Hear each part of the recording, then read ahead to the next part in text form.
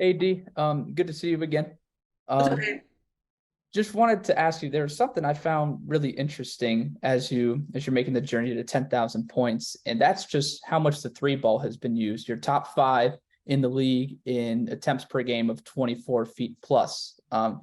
Throughout your career, just how has the importance of the 3-point shot sort of helped develop your style? Yeah, I mean, it's something that could always keep you on the court. Shooting's always a premium in any league you play, right? YMCA, junior high, high school, college, and in the pros. If you can shoot, you could always be on the court. And, I've always used shooting as leverage for other things on the court, trying to, use shooting to leverage getting by someone, using shooting to leverage my passing. It's something that even as a little kid, I would always kind of have in my back pocket to help me do other things on the court. Thank you. Michael Vopo.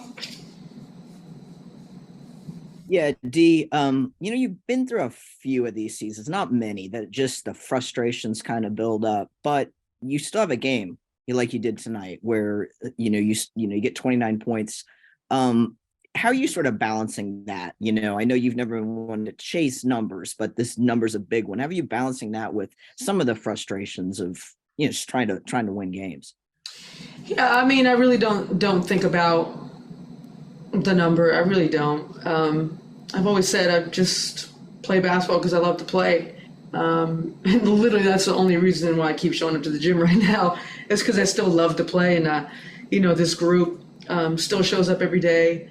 We prepare like we're chasing a championship. We'll come back tomorrow, watch film, get on the court. I'm just really proud of this group. And, when you're in a place for 20 years, you get to see everything. You get to see the highs of the highs, which I've been to, and I've been in the lows of the lows. And I mean, there's something to be said about going through all those stages with one team, and you learn a lot about yourself. When you're in these situations, when as a team, you're really trying to scratch and crawl to get a win, and it's tough, it's frustrating, but I'm really proud of this group, and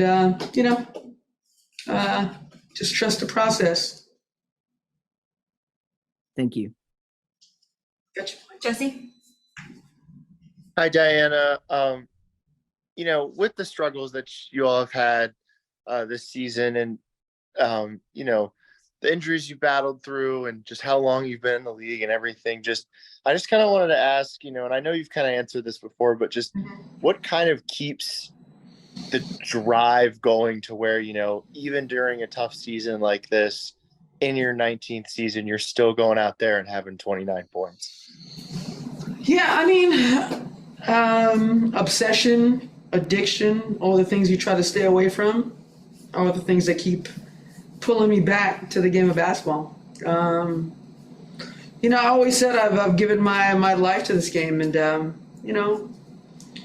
I still love to play. I still love to prepare. I still love to compete, and that's what keeps me coming back. But years like this are they take a toll on you. They take a toll on you. Doug. Hey D, good to see you. What up, Doug? You get to go home for a couple games, so hopefully you can get off the sort of the schneid you guys are on. You broke the record a couple years ago, 8,000, 9,000. Does 10,000? Are you gonna be nervous to that number? Or is it just another number? You'll hit it when you hit it at some point in the next couple games.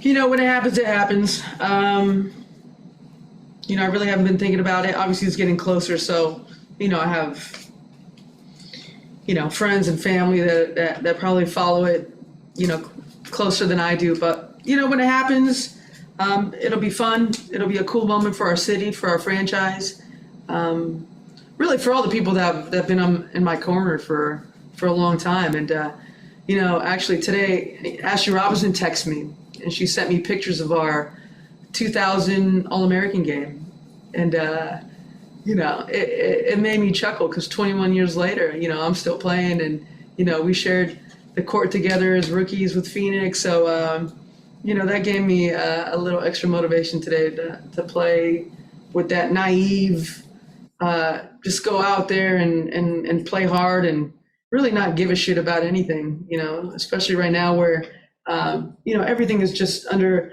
a microscope of what you do. I kind of think back on those years where you just used to go out there and play, and it used to die when the game ended. So, that was a nice reminder. Thank you, Ashley Robinson. Thanks, Dave. Appreciate it. Have fun, Doug. We're gonna end with one more with Michael. Yeah, Dee, I just wanted to ask you this. You are the oldest player, NBA or WNBA history, to have had at least 25 points in a game, breaking, I think, Kareem's record. He was 41 years and a few days old. Being a Laker fan, I know he was maybe a little before your time. You were about 6 when he did that. But what does that mean just when you're doing things like this? Obviously, it's just kind of a milestone for somebody to have been this successful this long, the same way he was. I mean, I guess there's always people that push the limits, and sometimes it feels like insanity. Even when I'm doing it, I'm like, what am I doing right now? I should be in Hawaii, hanging out with my family, my kids. Instead, I'm in Indianapolis. The 2 worst teams going at it. It made me chuckle a little bit. But it was still fun. I still got to compete. And I think those are the things, Michael, that just keep me coming back, and hopefully I keep coming back. Maybe not. Thanks, Steve. No problem. Thank you, guys.